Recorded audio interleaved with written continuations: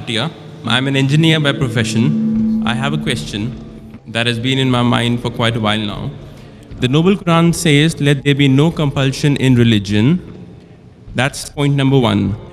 And point number two is that the punishment for a Muslim who wants to come out of Islam, God forbid, is death punishment. According to me, this signifies a virtual compulsion in the mind that this is the punishment which will be given to me, so hence I cannot do it. And this kind of, I just need some clarification. I'm sure there is a clarification on this point. That's a very good question. He hasn't given the reference. First, he quoted the verse of the Quran from Surah Baqarah, chapter number 2, verse number 256, which says, La ikraha fid deen, there is no compulsion in religion. And that is part of the deen, that you cannot force anyone, you cannot compel anyone with the point of the sword or the point of the gun. His next question is that if any Muslim leaves his religion and becomes a non-Muslim, becomes an apostate, then the penalty is death.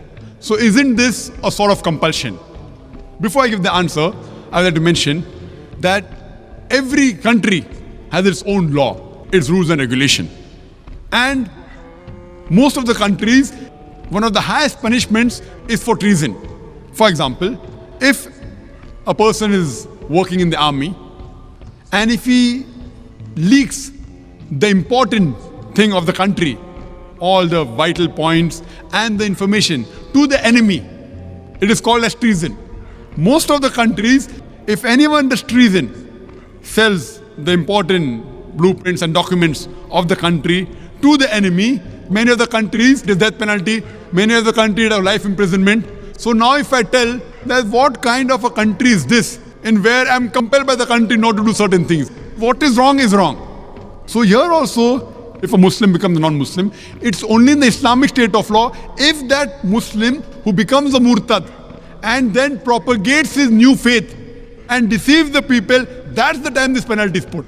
For example, if in a school, if I appoint a teacher, mathematics teacher, she is teaching 2 plus 2 is equal to 4, then tomorrow she teaches 2 plus 2 is equal to 5. So, but naturally I won't keep her in my school. The same way, the punishment for such a murtad in an Islamic state, it is death. This will not be called as compulsion. It will be a person who has strayed away from the truth to the falsehood. But as far as making anyone accept Islam, no Muslim can force any non-Muslim to accept Islam at the point of the sword or at the point of the gun. What we have to do is we have to convey the message. If you like it, you accept it. If you don't like it, no problem. Our job is to convey the message. It's mentioned in the Quran, Surah Ghashiyah, chapter number 88, فَذَكِّرْ نَمَّا أَنْتَ مُذَكِّرْ. Our job is to deliver the message. We have to deliver the message in the best way, with hikmah and with husna, with most beautiful preaching.